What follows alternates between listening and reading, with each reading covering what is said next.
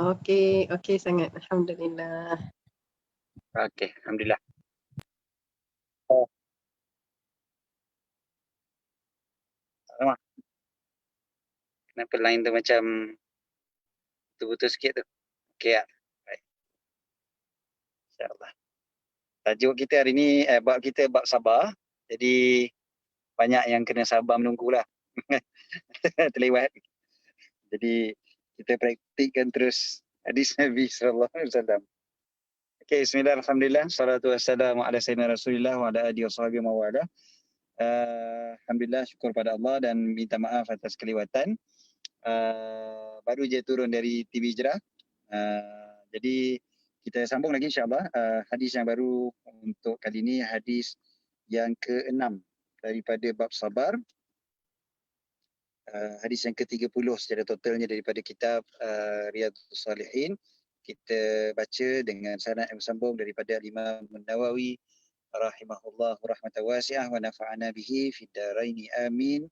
قال وعن صهيب أن رسول رضي الله عنه أن رسول الله صلى الله عليه وسلم قال كان ملك في من قبلكم وكان له ساحر فلما كبر قال للملك إني قد كبرت فبعث إلي غلاما أعلمه السحر فبعث إليه غلاما يعلمه وكان في طريقه إذا سلك راهب فقعد إليه وسمع كلامه فأعجبه وكان إذا أتى الساحر مر بالراهب وقعد إليه فإذا أتى الساحر ضربه فشكى ذلك إلى الراهب فقال إذا خشيت الساحر فقل حبسني أهلي وإذا خشيت أهلك فقل حبسني الساحر فبينما هو على ذلك إذ أتى على دابة عظيمة قد حبست الناس فقال اليوم أعلم الساحر أفضل أم الراهب أفضل فأخذ حجرا فقال اللهم إن كان أمر الراهب أحب إليك من أمر الساحر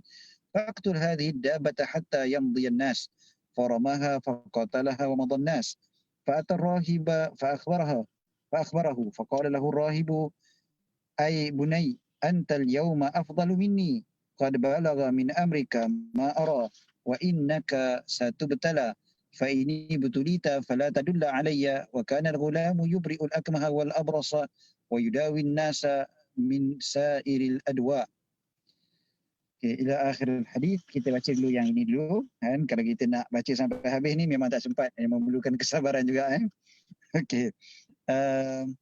Kita baca hadis daripada Sayyidina Suhaib radhiyallahu taala anhu.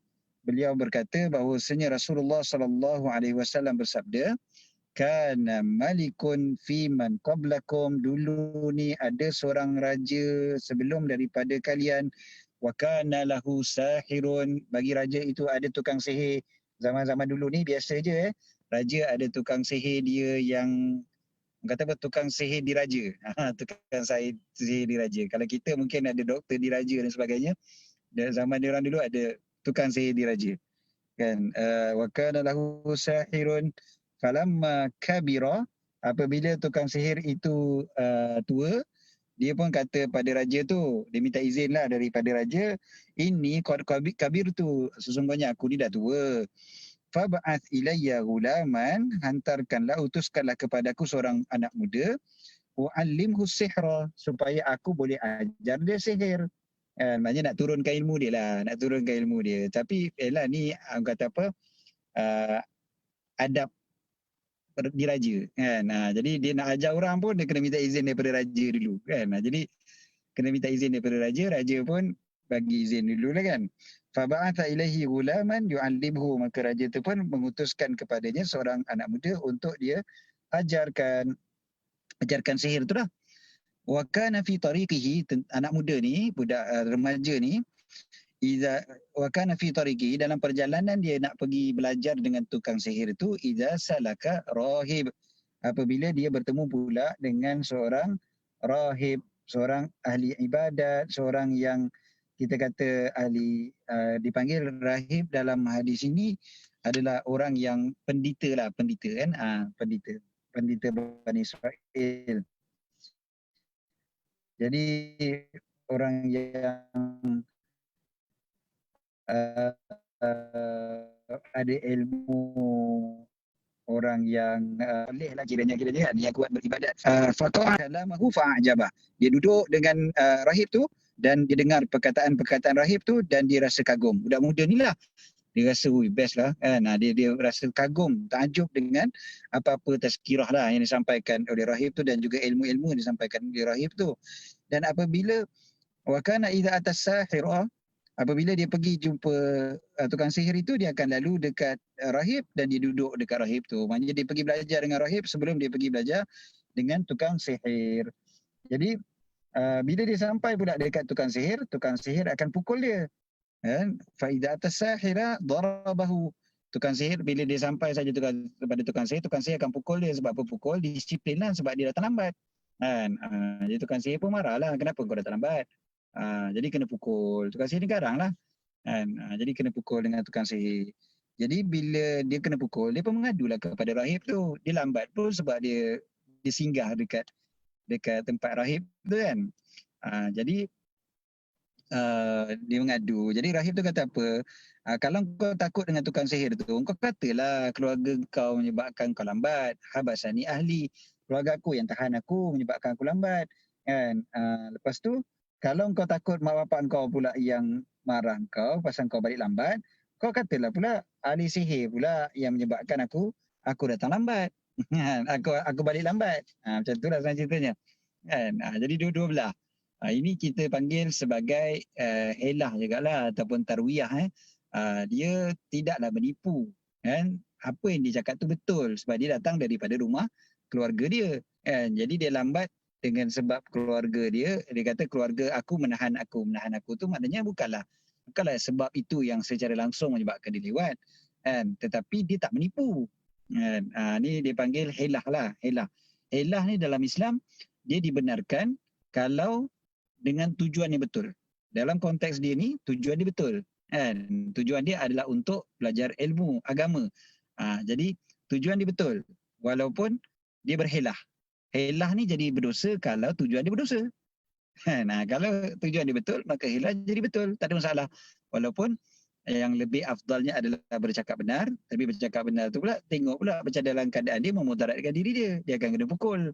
Kan? Kalau dia bercakap benar, maka dia boleh helah. Helah bukan tipu. Berbeza menipu dengan helah. Menipu pun ada tempat dibenarkan. Tetapi ini dalam cerita kat sini ni ceritanya adalah helah. Jadi dia penggunaan perkataan kan, penggunaan bahasa yang menyebabkan terselamat dalam keadaan dia tak perlu menipu. Perlu pergi kepada helah kalau ada kemudaratan dan walaupun ada kemudaratan pada bercakap benar yang menyebabkan mungkin orang lagi senang untuk menipu. Sebenarnya antara menipu dengan helah itu lebih diutamakan. Kan? Lebih patut diutamakan berbanding dengan menipu. Okey. Jadi dia helah lah. Dia cakap macam tu pada tukang sihir tu. Kemudiannya fabainama huwa ala zalika, dalam keadaan dia demikian, maksudnya dalam keadaan dia berulang kan, pergi belajar, pergi jumpa rahib, lepas tu pergi jumpa dengan tukang sihir kan, setiap hari dia buat begitu kan. Iz ata ala dabbatin azimatin, dia jumpa dengan satu binatang yang sangat besar. Binatang yang besar tu pula disebutkan sini habasatin nas, yang menghalang orang ramai. Maknanya binatang ni mengganggu orang ramai punya perjalanan. Orang nak berjalan susah sebab ada binatang yang besar ni. Mungkin binatang ni adalah binatang yang buas lah, yang menyebabkan orang tak boleh nak jalan dekat situ. Jadi ada pandangan sebahagian daripada para ulama, Imam Tirmizi sebut, sebagian ulama mengatakan binatang yang besar ni adalah singa yang besar. Jadi singa yang sangat besar. Of course lah, kalau singa besar, mana orang berani nak lalu. Jadi singa tu singa yang besar, duduk dekat tengah-tengah jalan, orang tak boleh nak lalu kawasan tu. Jadi biasa dia lalu kawasan tu kan, berulang. Tiba-tiba ada satu singa yang besar menyebabkan orang semua tak boleh nak lalu. Jadi apa dia buat? Anak muda ni tadi, dia pun ambil satu batu. Dia kata gini loh, dia kata hari ni aku nak tahu tukang sihir ke rahib yang lebih baik, yang lebih afdal, yang lebih utama. Siapa yang lagi bagus? Tukang sihir ke rahib? Jadi dia pun ambil satu batu, Dia kata, ya Allah, kalaulah urusan ataupun perintah rahib itu lebih engkau cintai, ataupun maknanya apa ajaran dia dan sebagainya, amalan dia, ilmu dia lebih engkau cintai daripada tukang sihir, maka bunuhlah singa ni ataupun bunuhlah binatang ni, kan, supaya manusia boleh jalan. Lepas lalu dia pun lontar. Dia lontar batu. Dia lontar saja batu tu, mati singa tu ataupun mati binatang yang besar tu. Bukan setakat singa kecil, singa besar. Mati terus dengan keseketul batu je, cuba bayangkan. Jadi uh, dia pun jumpa dengan rahib, dia pun cerita. Dia cerita dengan rahib, dia kata, aku tadi lalu ni kan, lepas tu aku cakap macam ni, aku baling batu, lalu matilah. Lalu rahib kata apa? Wahai anakku, ai bunayya, wahai anak yang disayangi, engkau pada hari ini lebih utama daripada aku. Maksudnya kau dah jadi lebih hebat daripada aku. Kan kau telah sampai apa yang aku lihat, kan, apa yang aku lihat, dan engkau akan diuji nanti. Engkau akan diuji pasal kau ni dah jadi orang yang hebat dah. Kau ni dah lain sebab orang lagi hebat lagi banyak ujian dia. Kan? Jadi engkau dah jadi lagi hebat daripada aku pada hari ni. Kau dah kalahkan aku lah. Kalau soal untuk guru ni ke, kau dah naik makam lagi tinggi daripada aku lah. Kan? Jadi kau lagi tinggi lagi daripada aku, kau lagi hebat daripada aku sekarang ni. Maka engkau akan diuji. Satu betalah, engkau akan diuji. Kemudiannya, fa ini betulita fala tadulla alayya. Kalaulah engkau diuji, nanti bila engkau dah diuji, jangan kau cerita pasal aku. Fala tadulla alayya. Kau jangan tunjuk pada aku. Kau jangan refer pada aku. Maksudnya kau jangan bagi tahu kat orang, kantoi. Kan? Kau ada belajar dengan aku. Kan? Maksudnya Rahim ni pun risau juga kan. Nanti kalau cerita, nanti dia pula yang kena. Kan? Jadi dia dah cerita, dia dah bagi tahu siap-siap, dia dah bagi warning siap-siap dah. Kau jangan cerita kat orang pasal aku. Kalau engkau diuji. Wa kana al-ghulam yubri'ul akmaha wal abras. Dan budak muda tadi punya hebat dia dah boleh merawat orang yang buta dan orang yang sopak. Kan? Maknanya dia dah boleh merawat orang yang berpenyakit dengan izin Allah, of course lah.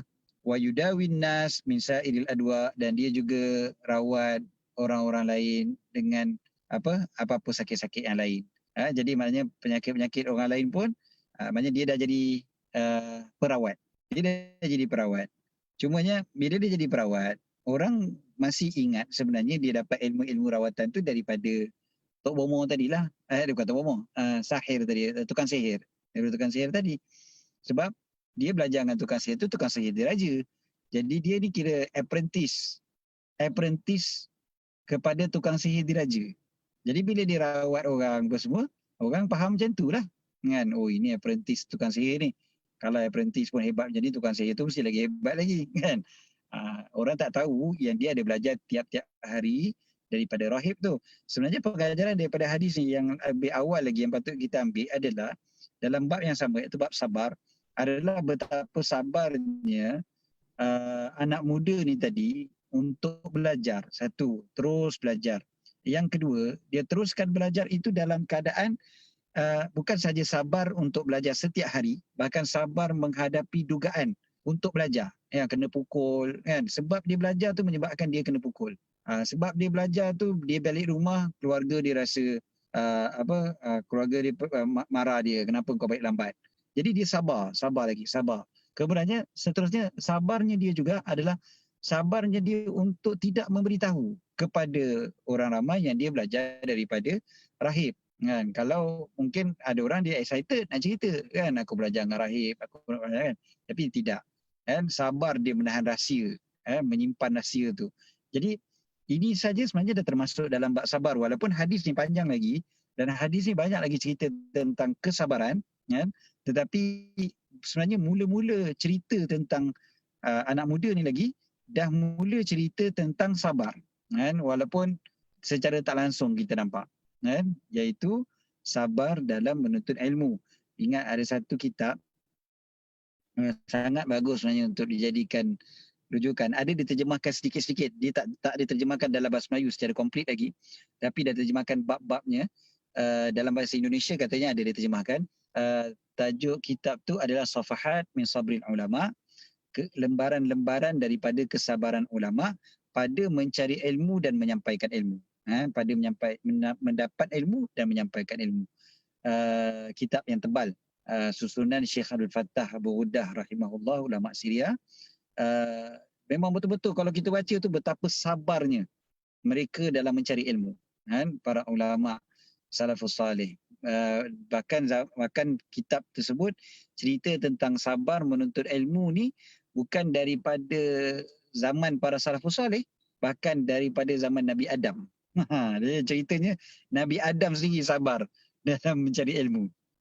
Nabi Adam sabar mencari ilmu, Nabi Musa sabar mencari ilmu, nabi-nabi yang lain lah, kan, sampailah kepada generasi salaf, generasi khalaf, ulama-ulama kemudian, sampailah zaman beliau, sampai cerita tentang beliau sendiri pun beliau ceritakan macam mana beliau pula sabar dalam mencari ilmu. Waktu beliau belajar di Al-Azhar dulu bersama beliau, ulama Syria. Tapi hanya salah seorang ulama yang agung pada zaman kita dan meninggal dalam 20 tahun lalu lah. Lebih 20 tahun yang lalu. Jadi senang ceritanya, sabar dalam menuntut ilmu di sini pun adalah satu kesabaran yang besar, dan hadis yang kita baca ni sebenarnya memang jelas cerita tentang kesabaran anak muda tadi yang menuntut ilmu daripada rahib. Kemudiannya apabila beliau mengubat orang dan sebagainya, fasami ajali sundil malik kana qad amiya fa'atahu bihadaya kathiratin. Dan kemudiannya datang orang yang duduk-duduk dengan raja. Maksudnya duduk-duduk dengan raja ni kiranya orang kanan raja lah, bendahara ke ataupun panglima-panglima ke, maknanya orang-orang yang ada rapat dengan raja. Jalisun lil malik. Sebab raja kan dia punya apa istilah dia, kalau orang tak baik dia panggil konco-konco dia kan. Dia punya orang kiri kanan dia, geng-geng ni kan raja punya orang keliling. So orang keliling raja ni lah.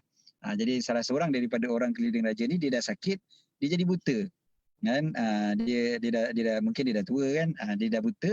Maka dia datang kepada anak muda tadi tu, kepada remaja tadi tu, dengan hadiah-hadiah yang banyak. Bihadaya katsiratin, dengan hadiah yang banyak. Faqal maha huna laka ajma'u in anta syafaitani. Kan? Apa yang ada dekat sini ni semuanya untuk engkau. Aku kumpulkan kalau engkau dapat ubati aku. Kalau engkau dapat ubat aku, ni semua untuk engkau. Semua hadiah-hadiah. Bayangkanlah orang kiri kanan raja betapa kaya. Kan? Tapi dia kumpulkan hadiah yang begitu banyak. Tapi subhanallah, hebatnya anak muda ni tadi, dia tak tergiur. Bahkan dia sebut secara jelas, secara terus terang, dia kata gini, inni la ashfi ahadan innama yashfillahu ta'ala. Aku tidak mengubati sesiapa pun, yang mengubati adalah Allah Ta'ala. Fa in amanta billahi ta'ala, kalau engkau beriman dengan Allah Ta'ala, da'autullaha fasyafaka. Aku akan berdoa pada Allah dan Allah yang akan merawat engkau. Allah yang akan menyembuhkan engkau. Maka lelaki tadi itu beriman dengan Allah. Fa'amana billahi ta'ala fasyafahullahu ta'ala. Lalu Allah pun menyembuhkannya. Kan? Ambil kat sini je, antara pengajarannya juga adalah sabar dalam merawat, sabar dalam berdakwah. Kan? Dan dia menggunakan medium rawatan tu sebagai medium dakwah dia. Mengajak orang beriman pada Allah. Apa yang dia dah belajar daripada rahib tadi kan, beriman dengan Allah. Jadi dia terus terang, dia tak adalah cakap kalau macam tukar sihir lain kan, dia nak tunjukkan dia yang hebat, dia nak tunjuk dia punya ilmu yang dahsyat. Jadi kalau orang kata boleh rawat aku, ya memang betul, aku yang tukar rawat engkau, aku yang rawat engkau, aku yang sembuhkan kau. Tukang sihir suka macam tu, tapi sebab dia belajar dengan rahib, dia belajar ilmu agama, dia tahu kan, bukan aku yang merawat tetapi Allah, bukan aku yang menyembuhkan tapi Allah. Kan? Jadi dia bukan sahaja dia tawaduk, bukan saja dia merendah diri, tetapi sebenarnya kat sini dia sedang berdakwah juga. Dia yang mengajak orang beriman pada Allah. Dan disebut, aku minta tolong pada Allah, aku berdoa pada Allah untuk sembuhkan kau. Allah yang sembuhkan kau. Macam tu. Jadi yang kawan raja tadi itu datang pada raja, fa'atal malika fajalasa ilaihi, duduk dengan raja, kama kana yajlisu, seperti mana dia duduk sebelum tu. Faqala lahul malik, maka raja pun bertanya kepada dia, man radda alaika basarak? Siapa yang kembalikan kepada engkau penglihatan engkau? Raja pun pelik. Kau kan dah buta. Macam mana kau boleh nampak balik? Kan? Maka dia pun jawab, qala rabbi, Tuhanku yang mengembalikan pandangan aku, penglihatan aku. Qal walaka rabbi walaka rabbun ghairi. Raja tu kata, kau ada Tuhan selain daripada aku?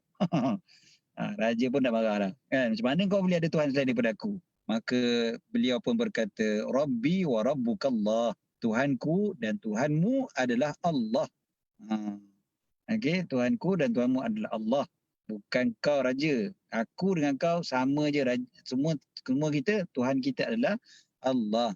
Maka raja pun tangkap dia dan belasah dia, seksa dia, dan sentiasalah raja tu seksa dia sampailah dia pun tunjuk siapa sebenarnya yang ajar dia tentang Allah, iaitu anak muda tadi. Falam yazal yu'adzibhu hatta dalla 'alal ghulam. Faji'a bil ghulam, lalu didatangkanlah dengan anak muda tadi. Kan, raja panggil anak muda tadi. Faqala lahul malik, raja pun cakap dengan dia, ai bunayya qad balagha min sihrika ma tubri'ul akmaha wal abrasa wa taf'alu wa taf'al. Wahai anakku. Raja masih cakap dengan lembut sebab raja tahu budak ni memang apprentice tukang sihir dia.